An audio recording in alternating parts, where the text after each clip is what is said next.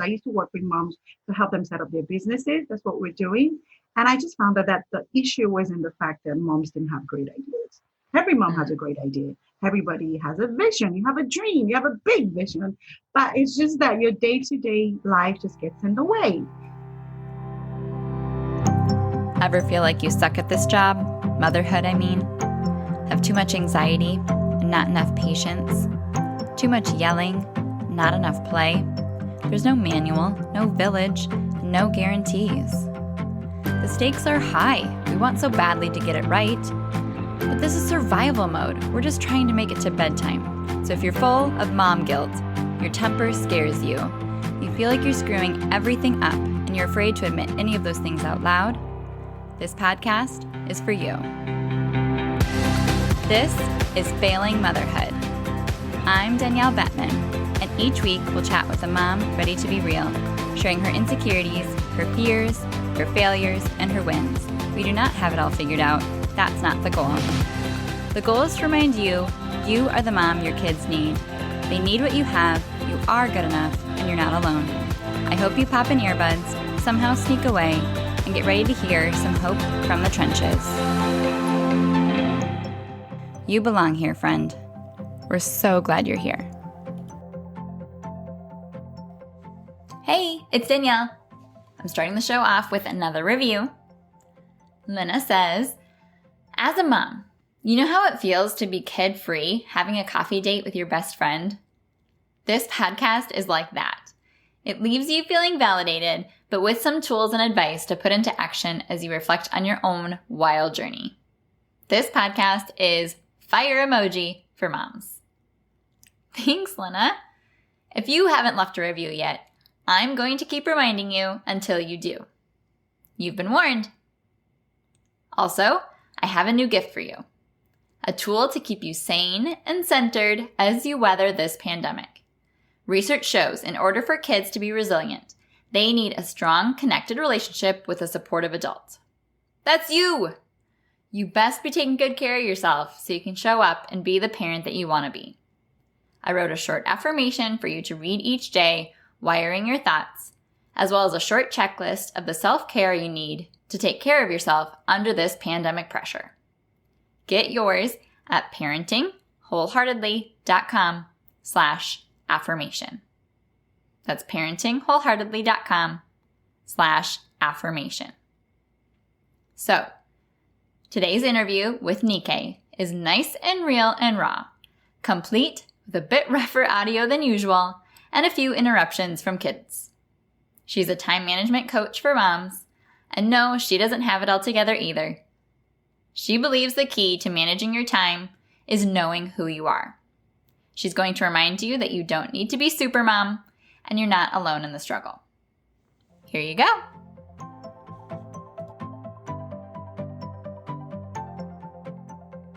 Welcome to Failing Motherhood. My name is Danielle Bettman, and on today's episode, I'm joined by Nike Famojuro. Nike is a time management and productivity strategist for moms, the founder of MOMLEADER, an author, and a TEDx speaker. Welcome, Nike. Thanks so much for joining us today. Thank you so much, Danielle, for creating this platform, actually. I was very excited to be here, so I'm still excited. So thank you for having me. Oh, our pleasure. You seem like a super successful mompreneur, so I'm sure that from Instagram, you would look like you have it all together. Have you ever felt like you were failing motherhood? Oh, gosh, I think I still did this morning, actually. So it's interesting you mentioned Instagram because I work with a lot of moms, and I feel like the first question they ask me is, how do you do it? Well, I just took a pretty picture. That's how I do it. But behind all of that, there's been times I've failed. I remember when I just had my baby, I came home with my baby. I didn't know what I was doing, wrong or right. I just felt like I was going to ruin this life somehow. Mm-hmm. Even, and just having to be in the room and everybody looking at you like, do something. Like, I wish I know what I'm doing. Like, I'm trying, Yeah. The baby's fed, the baby's changed. Why is the baby still crying? And just not having that manual, makes you feel like you're failing. And to top it all up, I feel like even social media doesn't help Because you get on social media, you see what other moms are doing, especially during this COVID period. You see people are building stuff and doing really amazing stuff with their kids. And I am working. My kids are watching a bit more TV than they should. I don't really have much time to do a lot of stuff with them, the adventure and the work and the hikes. And in that season, I feel like I'm failing. I'm not going to lie. But I always go back to why I'm doing all of this in the first place. Yes, same. Same here and at my house. Oh my gosh. When you mentioned COVID, I feel like of all the things, COVID-19 has probably given you job security because we are all out of sorts with routines and time management, and it all went out the window in March for probably a lot of people, including me. So I can't wait to dive into some of your wisdom and the ways that you do work with moms and what you've learned. But I'd love to, hear more of your story of what failing has looked like at your house. So what was your road to motherhood like in the early days? So my road to motherhood has a very big influence on what I'm doing right now because it was a very bumpy road to motherhood. I had a lot of miscarriages along the way. And then when I finally had my first girl, I was so excited. Like, hey, I'm a mom. But then there was this question of, okay, so you're a mom, then what?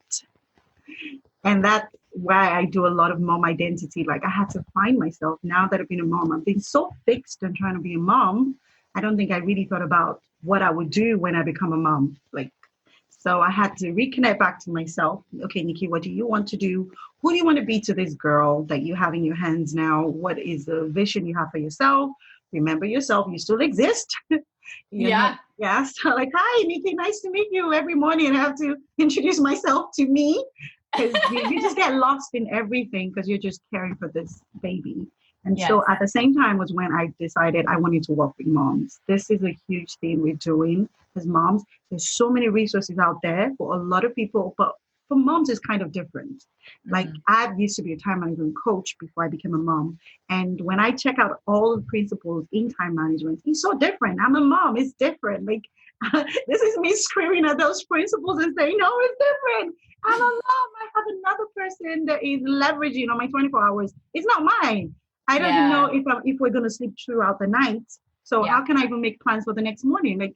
So I did something which I called mummifying. I had to mummify all the time management to work for me. And at the same time, I was still working with moms. I used to work with moms to help them set up their businesses. That's what we're doing. And I just found that the issue wasn't the fact that moms didn't have great ideas. Every mom has a great idea. Everybody has a vision. You have a dream. You have a big vision. But it's just that your day-to-day life just gets in the way. And I just thought, okay, I know this mummified time management that I've been using for myself is really working really great.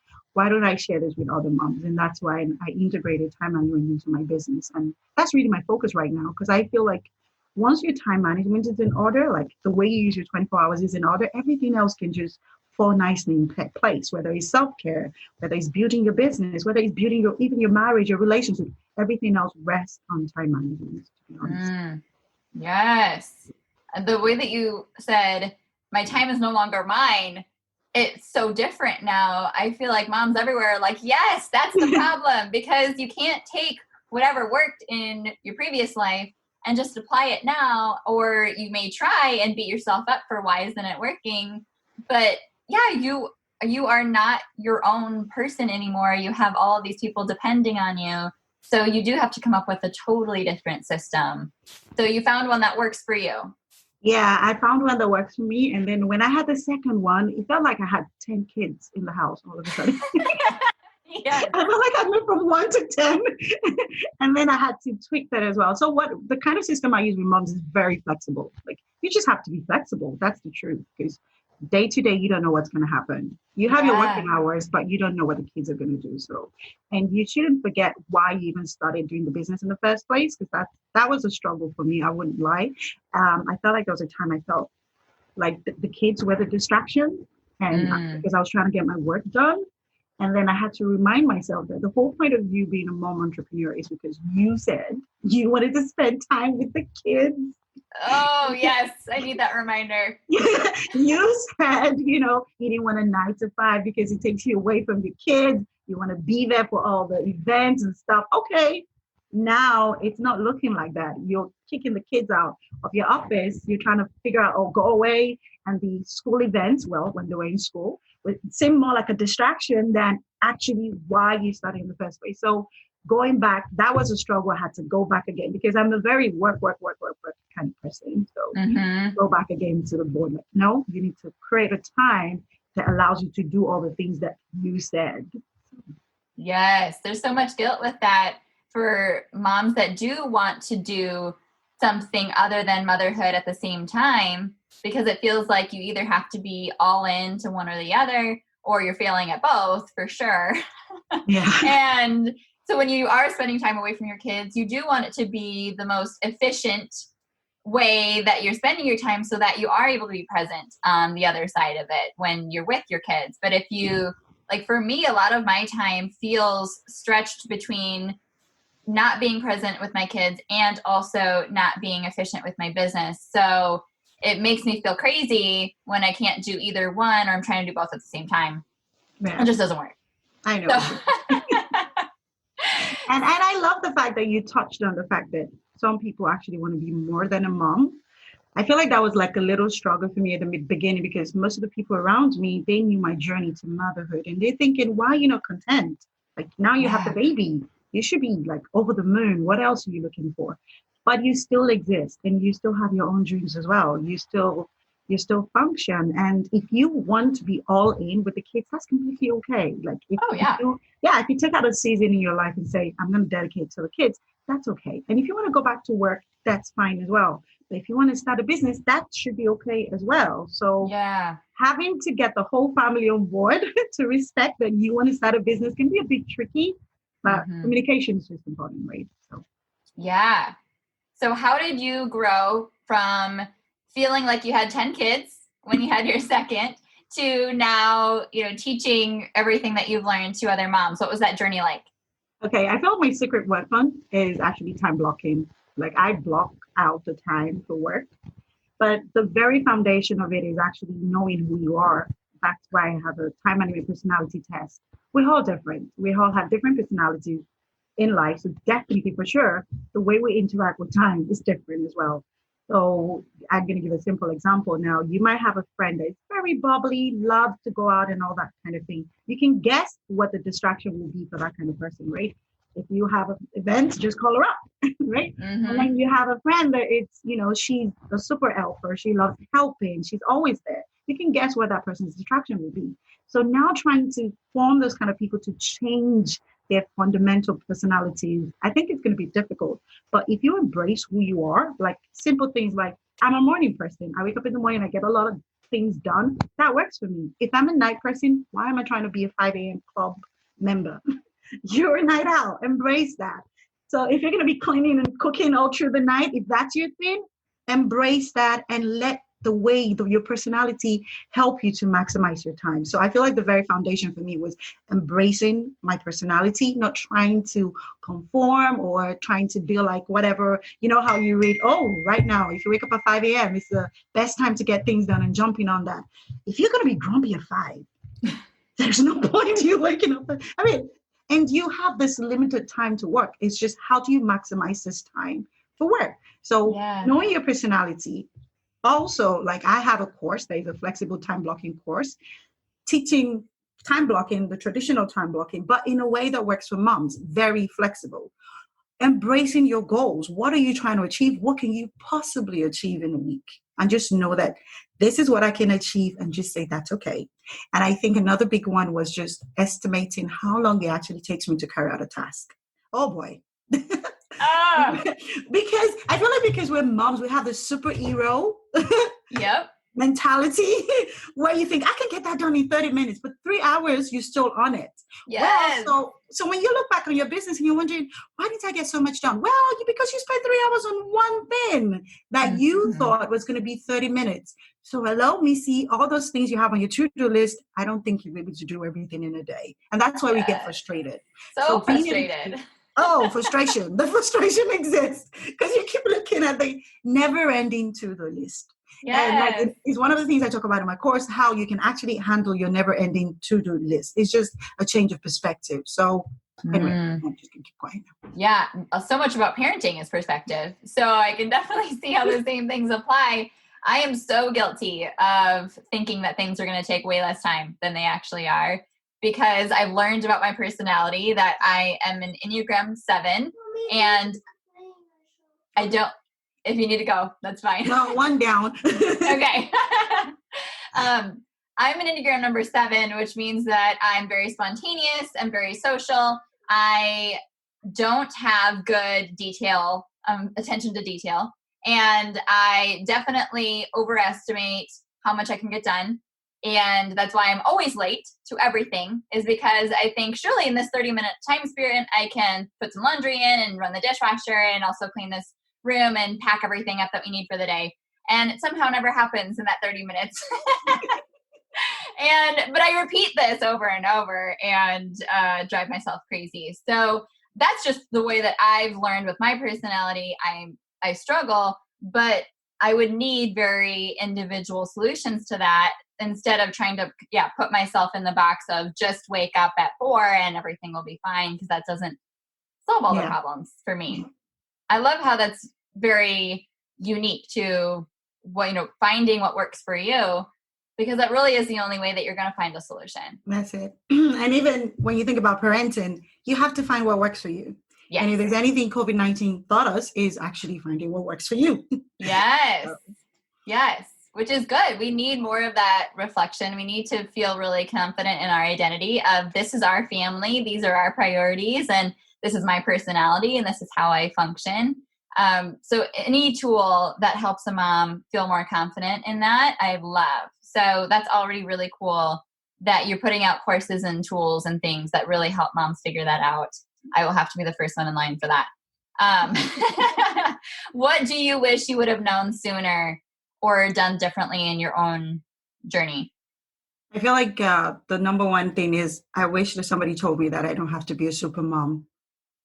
That I wish I knew that. And even when you take the personality test, I put it around super mom characters, because I realized that even the superheroes in the movies that we watch, they do all have weaknesses. They're not all super all around. They get the job done, but then they still have areas where they struggle. So knowing that I can get the job done, like I can get the job done in my business, I can get the job done, with the kids, keeping them alive.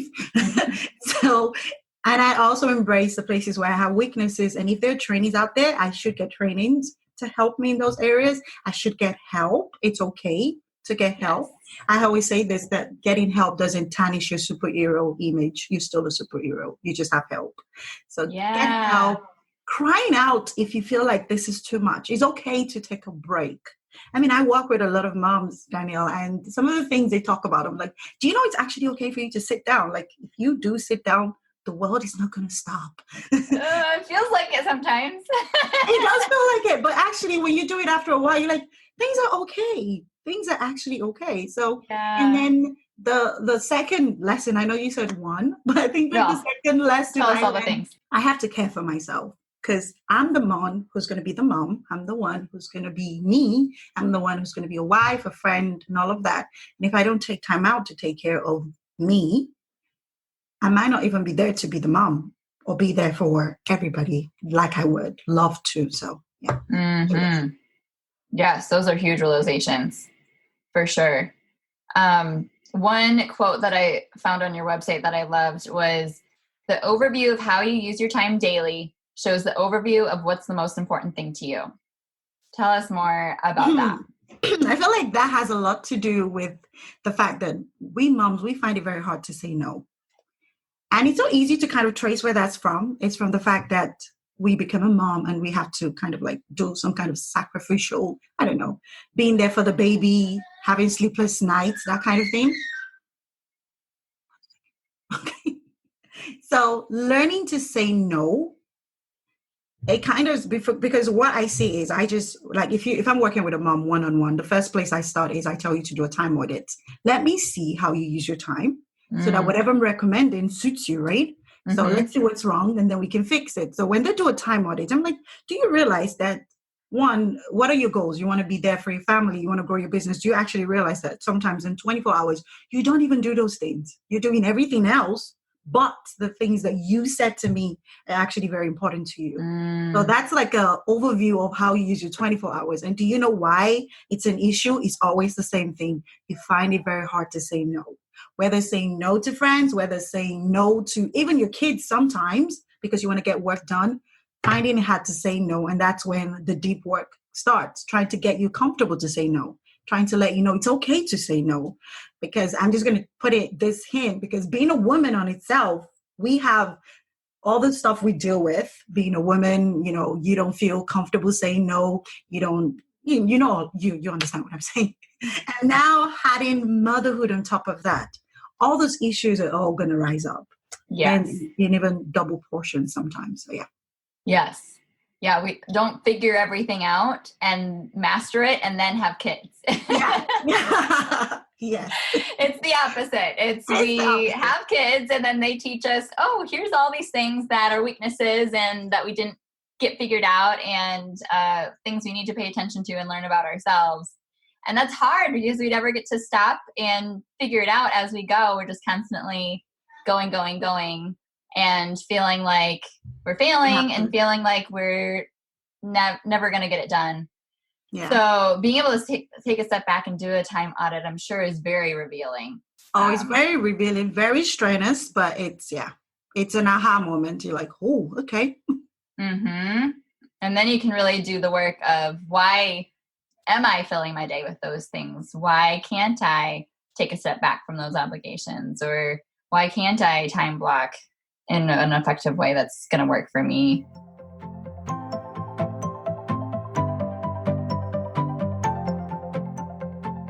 Hey friends, just checking in.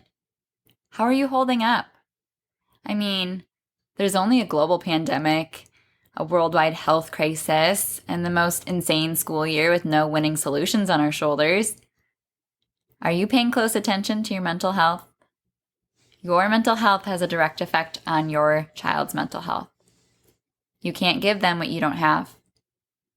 Asking for help is a sign of courage, humility, resourcefulness, self-awareness, and honesty. All things we want to be teaching our kids, right? We have to lead by example. If you're not about to find a local therapist, have you heard of BetterHelp? They are a sponsor of this podcast, and they're here to help. It's not a crisis line. It's not self-help. It's professional counseling done securely online. BetterHelp will assess your needs through a questionnaire and match you with your own licensed professional therapist. Their counselors are legit, licensed, trained, experienced, accredited psychologists, marriage and family therapists, clinical social workers, or licensed professional counselors. And BetterHelp is committed to helping you find a good match, so they make it easy and free to change counselors if needed. You can log into your account anytime and send a message to your counselor. You'll get timely and thoughtful responses, plus you can schedule weekly video or phone sessions. It's accessible for clients worldwide, and financial aid is available. As a special offer for Failing Motherhood listeners, you get 10% off your first month at betterhelp.com/wholeheartedly. Visit betterhelp.com/wholeheartedly to get the help you need today. Your kids need you whole. Okay, back to the show.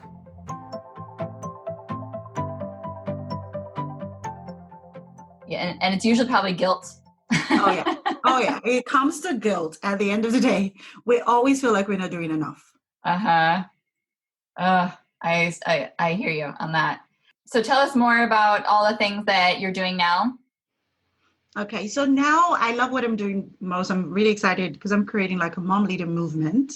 So trying to create a movement with mom entrepreneurs to say, you know what, even if you're not a mom entrepreneur, if you're toying with the idea, it's okay if you actually want to add that on to motherhood and get started with a business that is very close to your heart. And the ones that are already mom entrepreneurs, just letting them know that it's okay if you time block. You don't have to be perfect. You don't have to be a super mom. You just need to manage your mom guilt. We're all going through this whole mom guilt every time. And my perspective to it is the fact that you even have mom guilt is because you care about your kids. If you don't care, you wouldn't feel guilty. So the fact that you feel guilty, you love them.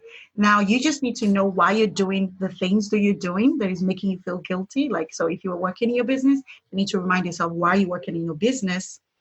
And then that would just set you back, right? And also make sure that there's a good communication with the kids to understand what mom is doing, right? So just creating a movement to say, look, mom entrepreneurs, it's okay not to be perfect. It's okay to feel guilty, but let's work out a time management system that would suit you. Your personality is not one size fit all, and you're the best mom for your kids. So, yeah. Yes, I love that. Very cool. I'm excited about that one. So yes. So how can moms connect with you? What would be the first step? Okay, so I always recommend to take the personality test. It's super important. Just the answers you would get from there will really show you, oh yeah, this is true. This is where I have it wrong. And I do, like I mentioned, I have a course. I just have a flexible schedule course. And then next step is if you want to work with me one-on-one. Now, I do a lot of one-on-one because I respect the fact that each mom, we're all different. And it's easier to actually dive in when you're doing a one-on-one as opposed to if it's just a course. So, but the good thing about it is if you do the personality test, when you get your results, you get a free 30-minute session with me, which I'm running right now because of all the COVID that's going on. It's my way of giving back to the mom community. So you can ask me one question you're dealing with. I can give you an answer straight away. We can work together on that. So those are the ways. And on social media, I am a mom leader. I release YouTube videos every week on www.youtube.com/momleadertv. And you can check out my website for the other information, momleader.com. Awesome. I will link all of that in the show notes to make sure that moms can find all of those things and start to feel like they have some sort of tool and direction of what's going to work for them. So the last question that I ask every guest that comes on is, how are you the mom that your kids need? Well, I think it's a continuous work, right? For your mind to always tell yourself you're the best mom for your kids, because there's just so many things going on in the world that shows you how horrible, I put that in quotes, you are. But I feel like the little moments that I connect with my kids and they look at me and they say, I love you. I realize that this are the gift that's given to me, especially to me. So it must be that I'm worthy of giving them the love and the care that they deserve. And I just spend time to take that in and keep that as my focus. Like, my kids love me. We get to connect in the little moments. You know, those moments when they hold your hands and say, Mommy, I love you. It's so beautiful. And I just hold on to those moments. Yeah. Yes. Those are the moments that make everything worth it. You're like, yes, I'm doing something right. That's nice and all of that. Yes. We need those every once in a while to keep us on track, for sure. Yeah, for sure. Oh, that's amazing. Okay. Well, I will save all that info. Thank you so much for your time and for all your wisdom and for joining us today. I really, really appreciate it. Thank you for having me, and thank you for your patience with all the technological. No worries.